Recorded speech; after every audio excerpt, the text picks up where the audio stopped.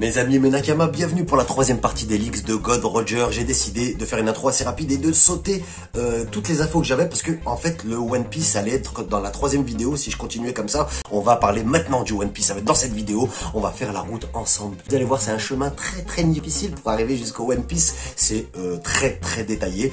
Encore une fois, pour ceux qui disent que c'est une fanfiction, que ça a été fait par une intelligence artificielle ou que c'est des théories mélangées, pourquoi pas, j'ai envie de vous dire vraiment, même moi j'y crois un peu seulement et j'ai envie de me faire plaisir, penser que ce n'est pas vrai, mais y croire un peu, en fait, je trouve ça très excitant, je sais pas pour vous. Attention toutefois, un énorme warning au cas où ces leaks seraient véritables, donc si vous pensez que ça pourrait être vrai, ne regardez simplement pas cette vidéo. Donc on va tout de suite passer au One Piece, au Great One Piece. One Piece wa Ditsunaisu. Accrochez-vous parce que c'est assez édifiant. Il y a bien longtemps, dans le passé antique, le roi de l'ancien royaume a anticipé la destruction de son propre royaume du soleil. C'est lui qui a ordonné au clan Kozuki de construire le livre indestructible connu sous le nom de Poneglyph, pour préserver leur connaissance et répandre la vérité à travers les 7 mers. Les 10 sont les descendants directs du King, donc je comprends, le roi de cet ancien royaume. Le temps prophétisé pour ouvrir les frontières de Wano est arrivé, ce qui est signifié par la lecture de l'un des 2 chapeaux de paille. La lecture, pour lire chaque chapeau de paille, il faut d'abord le démêler. Les personnes actuellement connues qui peuvent lire l'ancienne langue sont Nico Robin et les personnes éveillées de la tribu des 3 yeux. Le message décodé par Robin se lit comme suit. Pluton, le vaisseau solaire du... Et là, il ne veut pas nous donner le nom de l'ancien royaume, sommeille profondément dans les profondeurs du mont Fuji. Lorsque le tonnerre dans le ciel au-dessus grondera à nouveau, les sceaux se briseront et Pluton, le vaisseau solaire de... Et là, il ne veut pas nous donner encore le nom du royaume, renaîtra dans les 7 mers. L'autre chapeau de paille est sous le contrôle d'Im. Donc il y a un message caché dans les chapeaux de paille. Pour que le message apparaisse, le chapeau doit d'abord être détruit, démêlé, puis le motif des nœuds le long de chaque morceau de paille sera enfin révélé. Les Mugiwara reviennent à Wano sous la direction de Luffy. Momonosuke a ordonné à Zunisha d'ouvrir les frontières du pays. La destruction des frontières a entraîné un rugissement tonitruant qui a résonné à travers les mers et le ciel. Les murs entourant Wano Kuni tombent finalement. Une grande partie du nouveau Wano s'écroule dans la mer et le vieux Wano Kuni apparaît dans toute sa splendeur. Pluton émerge des profondeurs sur la mer après un long sommeil de 800 ans, comme Pluton avait été coulé par le clan Kozuki, et le fait que la mer remonte, ça fait remonter Pluton. L'autre chapeau qui est sous le contrôle d'Im est plus grand, non pas parce que l'ancien propriétaire est un géant, l'ancien propriétaire est Jiras, Joy Boy, qui est de taille similaire à Luffy. Le chapeau de Joy Boy est plus grand que le chapeau de Luffy car il contient une plus grande quantité de connaissances. C'est-à-dire qu'il y a plus d'informations sur les fils de paille en fait, c'est pour ça qu'il est plus grand. Le fait de le lire peut grandement changer le destin du monde selon le propriétaire de ce savoir. L'équipage de Teach et la marine arrivent aussi à Wano Kuni, donc c'est comme la vidéo précédente, ce que je vous disais, mais bien plus détaillé avec l'aide des alliés de Luffy. Ils auront poussé les attaques de ses ennemis. En utilisant le coup de burst alimenté par l'énergie solaire de Pluton, les Mugiwara s'échappent avec le Thousand Sunny, donc ça a dû être un peu chaud à un moment donné pour les Mugi. Ils sont échappés avec le coup de burst, mais avec la puissance de Pluton, c'est ce que j'ai compris. Après s'être échappé, l'équipage explore enfin l'arme antique Pluton. Dans une pièce centrale qui semble être la salle de contrôle principale, il y a un levier. En tirant sur le levier, la voile normale du navire se ferme et s'abaisse, et à sa place, une voile métallique apparaît. Cette voile métallique est le panneau solaire qui alimente le navire. Il fait partie de l'équipement qui aide à propulser le navire même les jours les moins venteux. Une partie de l'équipement a été détruite du fait qu'il a été coulé Pluton. Néanmoins, l'équipement restant est suffisant pour propulser le navire, même dans la zone sans vent, connue sous le nom de Calm Belt. Les Mugiwara sont maintenant de retour à Elbaf. En voyant l'équipement de Luffy, donc je pense sa tenue, il le salue maintenant comme le dieu du plus haut soleil, le dieu du soleil Nika. Elbaf s'allie aux Mugiwara. Le gouvernement mondial, après avoir échoué à récupérer Pluton, est maintenant en panique totale. Ils doivent capturer Nico Robin à tout prix. Le deuxième chapeau de paille doit être décodé, celui de Luffy, pour que le gouvernement mondial détruise tous ceux qu'il considère comme des ennemis. Robin a ensuite été capturé, je sais pas quand, donc encore, par le gouvernement mondial. Pour sauver Robin, Luffy doit prendre une décision difficile, échanger Pluton contre Robin. Afin de récupérer ce Robin, Sanji a sauté seul à bord de Pluton, s'il vous plaît, et a navigué vers la flotte du gouvernement mondial. Seul, le pseudo-Uranus est également avec eux, le pseudo-Uranus, parce que j'ai dû vous sauter des passages, mais on va y revenir. En fait, ils ont un faux Uranus. C'est pas le vrai Uranus qu'ils ont, et c'est très important. Le pseudo-Uranus est également avec eux en ce moment. Sanji parvient à ramener Robin à bord de Pluton. Cependant, afin de protéger le monde de Pluton, qui est maintenant entre les mains du gouvernement mondial, et avec la permission de Luffy, Sanji détruit Pluton, abattant le pseudo-Uranus avec lui. Donc ça se débarrasse de Pluton et d'Uranus, c'est trop dangereux. Sanji et Robin s'échappent vers Thousand Sunny avec le Skywalk de Sanji. La voile métallique du panneau solaire est déjà à bord du Thousand Sunny. C'est des petits malins, ils ont coulé Pluton, mais ils ont récupéré la voile métallique pour pouvoir se déplacer, même sur Calm Belt, c'est déjà dit. Les Mugiwara sont maintenant à Roadstar Island, l'île qu'il faut atteindre pour accéder à l'ancien royaume. C'est pourquoi l'île est nommée la route de l'étoile. L'île Roadstar est une île fortement liée à l'ancien royaume. Dans l'île elle-même se cache une île secrète. À l'intérieur de cette île secrète, il y a un individu qui y vit actuellement, vivant seul depuis la mort de ses parents il y a des années. Il préfère appeler la Roadstar Island Lone Star Island. Avant la mort de son père lui a confié une prophétie transmise depuis longtemps par leurs ancêtres. Il a été prophétisé que dans un avenir proche, un groupe d'individus arrivera et donc ce garçon attend depuis le jour fatidique où ces individus arriveront enfin. Le garçon est finalement présenté dans la dernière case du chapitre. Il a un dit en son nom. Le garçon leur révèle une série d'anciennes reliques ainsi que des connaissances, des informations inédites sur l'ancien royaume du soleil. La dernière fois que ces reliques et connaissances ont été partagées avec le monde extérieur, c'était par son père à l'équipage de Roger.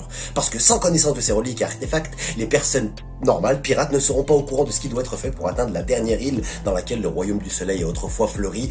Cette île connue maintenant sous le nom de Lostel. C'est pourquoi, en posant le pied sur Roadstar Island et doté des connaissances transmises par le père du garçon, les Roger pirates ont dû revoir considérablement leur itinéraire de voyage remontant du nouveau monde à Grand Line pour retracer certains itinéraires et revisiter certains endroits. Il leur manquait des choses.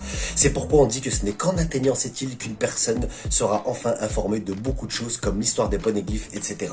Les Mugiwara sont maintenant sur le chemin du retour vers Red Line, sur laquelle Marie-Joie est actuellement au sommet. C'est aussi l'endroit où résidaient les Lunariens. Dans le passé antique, sous Marie-Joie et dans les murs de Red Line, un temple souterrain secret a été construit. Celui-ci est actuellement partiellement utilisé par Im comme une sorte de prison pour détenir certaines personnes.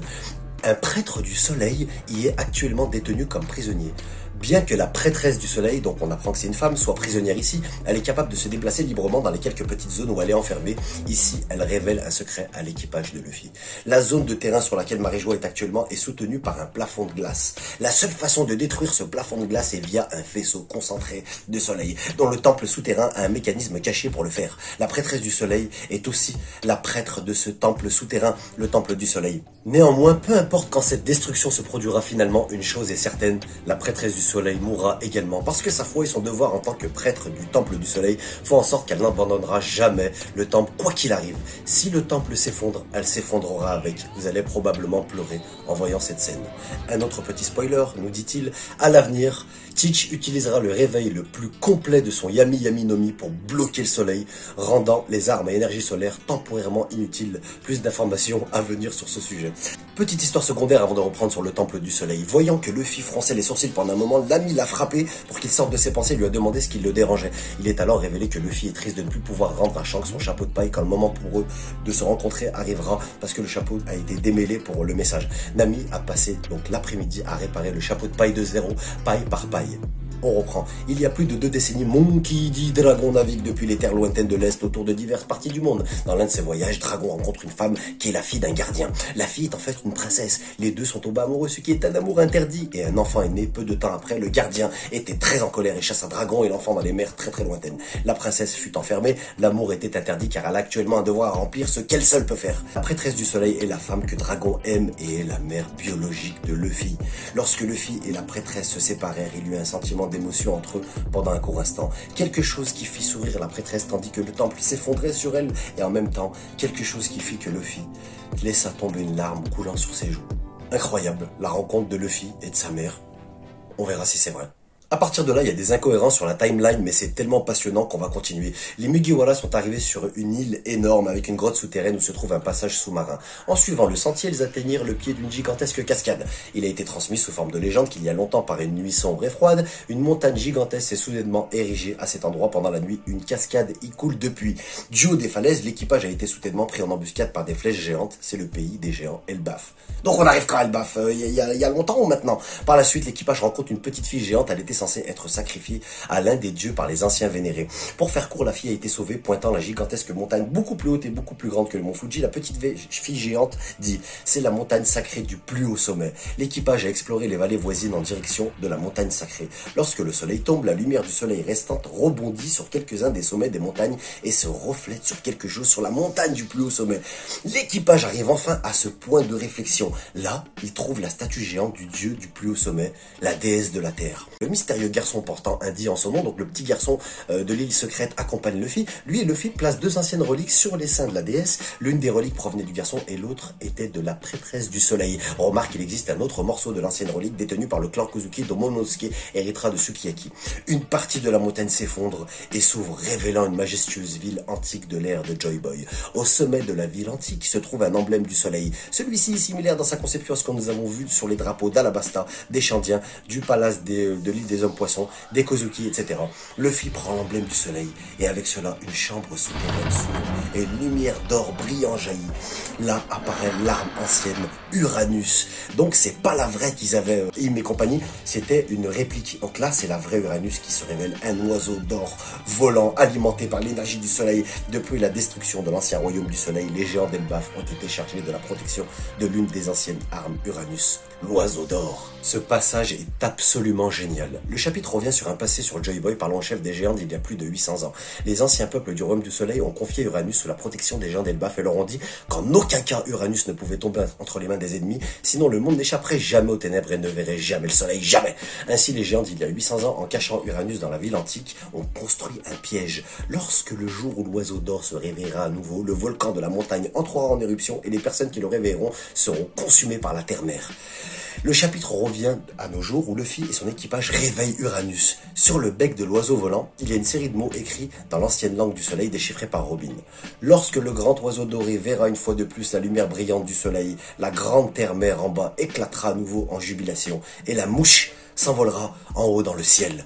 Immédiatement après, la terre sous Luffy, son équipage commence à trembler et à trembler. Un tremblement de terre se produit, l'ancienne ville commence à s'effondrer. L'éruption du volcan commence également à cause du tremblement, n'ayant aucun moyen de s'échapper. Luffy et son équipage sont perdus. À ce moment, Luffy entend une voix. Donne le commandement à l'oiseau d'or. Luffy combine les deux anciennes reliques qui réunies deviennent une sorte d'objet qui ressemble au soleil. Cet engrenage est ensuite placé dans le cerveau d'Uranus qui est activé. Les Mugiwara sont à l'hostel, où une partie du royaume du soleil a autrefois prospéré. Guidé, l'équipage marche dans un couloir très éclairé menant à ce qui est peut-être la plus grande bibliothèque du monde, bien plus immense que celle de Wara. Selon les gardiens de l'hostel, la bibliothèque contient tous les livres écrits par l'humanité depuis la naissance de l'écriture, un lieu où le savoir est vénéré et protégé. Il y a longtemps, il y avait deux grands supercontinents, chacun gouverné par deux grands royaumes. L'un gouvernait l'Est et l'autre gouvernait l'Ouest. Les deux royaumes maîtrisaient la capacité d'exploiter la puissance du soleil. Bien que les deux royaumes aient été presque équivalents en puissance, le royaume du soleil gouvernant l'Est était légèrement plus puissant. En signe de paix, le roi gouvernant l'Ouest envoya son fils unique au roi gouvernant l'Est. Le nom de ce fils est Im, qui a grandi sans connaître sa lignée réelle jusqu'à un peu plus de 2 décennies plus tard. Im a maintenant 20 ans, ce qui est l'âge où l'on peut officiellement être couronné héritier. Cependant, quelques temps après avoir eu 20 ans, il découvre sa véritable lignée et pourquoi il ne peut pas être couronné héritier. C'est le début de la grande guerre antique entre les deux royaumes de l'Est et de l'Ouest. Le royaume de l'Ouest, avec d'autres nations, sous la responsabilité d'Im, a fait la guerre au royaume de l'Est. La Grande Guerre a été un événement que le roi de l'Empire avait prévu depuis longtemps. C'est pourquoi il avait prévenu Diras avant de mourir. Si la guerre mondiale devait éclater et que des armées solaires seraient utilisées, non seulement mes royaumes et mes nations cesseraient d'exister, mais l'humanité elle-même serait en péril. Pour empêcher cela, une chose doit être faite. Le royaume du soleil doit disparaître de la face de ce monde. Donc il décide lui-même de faire disparaître son propre royaume pour éviter une guerre mondiale en gros. Les Mugiwara atteignent maintenant une immense porte indestructible qui mène à un centre-ville caché depuis près de 900 ans. On y arrive, on y arrive. La porte est fabriquée à partir du même matériau que les poneglyphes. C'est là que les pirates de Roger se sont arrêtés dans leur voyage à l'hostel. Ils n'ont pas pu aller plus loin, mais pour que l'équipage des Mugiwara, avec les reliques nécessaires maintenant à portée de main, ils ont déverrouillé les portes indestructibles et se sont rendus dans le centre-ville, auquel même les pirates de Roger n'ont pas pu accéder, la chambre principale du royaume du soleil. La raison pour laquelle le Roger Crew n'a pas pu ouvrir les portes est que Diras a mis en place un test qui doit être réussi avant que le secret du royaume puisse être obtenu. Diras sait que le secret du royaume détient un pouvoir immense qui, s'il tombe entre de mauvaises mains, dévastera le monde entier. À son époque, Diras savait qu'un tel pouvoir ne pourrait pas être exploité pour la paix car une rivalité existait entre différentes personnes au pouvoir. En tant que tel, Diras a divisé ses clés en plusieurs parties qui sont les anciennes reliques que l'équipage des Mugiwara détient maintenant et les a réparties sur les 7 mers. Car Diras pense que ce n'est que lorsqu'il y aura de véritables amitiés que les différents protecteurs des reliques pourront se réunir et s'entendre pour ouvrir la porte. C'est très bien pensé. Ce n'est qu'avec cette amitié et ce lien que Diras se sentira en sécurité pour révéler et transmettre le secret du royaume du soleil. Le test étant maintenant passé, les portes s'ouvrent enfin après 900 ans de sommeil. dans la couleur d'or la plus brillante que l'on ait jamais vue. La ville est maintenant révélée. C'est une ville faite d'or pur, avec le soleil qui brille maintenant à travers. Il reflète tous les rayons du soleil, aveuglant les yeux de presque tout le monde. Et là, assis au centre de tout cela, se trouve le trésor que les gens appellent le One Piece. Un objet qui n'a pas d'équivalent. Le Great One Piece, le Great One Piece est un réacteur à fusion, une source d'énergie qui rivalise avec le soleil. Eh ouais les amis, le One Piece, je vous dis ça en détente, mais je suis comme brisé, mais espérons que c'est n'importe quoi, prenons ça avec d'énormes pincettes. On continue cette magnifique histoire. J'ai un peu les larmes aux yeux, alors que je l'ai déjà lu. La clé pour ouvrir les portes principales du Royaume du Soleil a été divisée en 11 anciennes reliques, dont 10 étaient détenues par 10 nations alliées différentes depuis les temps anciens. Certaines de ces nations ont été révélées il y a longtemps, telles que Wano Kuni, Zou, les Lunariens, Elbaf, Merfolk, les Shandian, Kuja, Alabasta, etc. Ce sont divers groupes de personnes sous le commandement de Jiras, il y a environ 900 ans, pour partir et se répandre à travers les mers. Il y a 900 ans, afin de protéger tous les êtres vivants et d'assurer la paix pour tous les descendants, le roi du Royaume du Soleil a pris la décision que ce royaume devait être éradiqué de la face du monde, une volonté héritée et réalisée par son fils Jiras. Lorsque la porte principale du Royaume du Soleil est fermée, 10 des petites reliques anciennes sont chacune données aux 10 nations alliées avant qu'elles ne voyagent vers l'extérieur. Les reliques ont été protégées et transmises de génération en génération. C'est pourquoi à la fin des arcs majeurs, les peuples des nations alliées disaient toujours « Peut-être sont-ils le peuple que notre pays attendait ? Le peuple qui nous guidera vers l'aube ?» Cependant, ces peuples n'ont pas voulu montrer les anciennes reliques qu'ils protégeaient pour les donner à Luffy, en partie parce que le fait que ces reliques font partie de la clé complète pour ouvrir la porte, eh ben ça a été oublié, ces connaissances au fil des ans.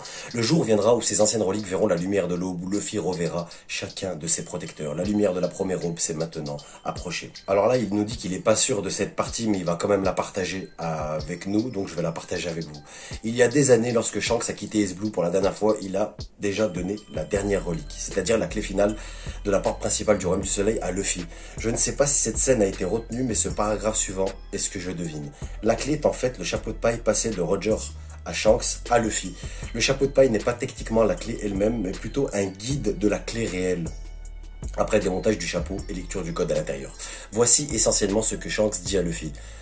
Deviens un jour un pirate puissant et découvre toutes les vérités que ce monde nous cache. Lorsque ce jour fatidique, prophétisé, arrivera enfin, rends-moi cette clé et je me battrai pour réclamer, on se battra pour réclamer le One Piece, c'est ce que je comprends.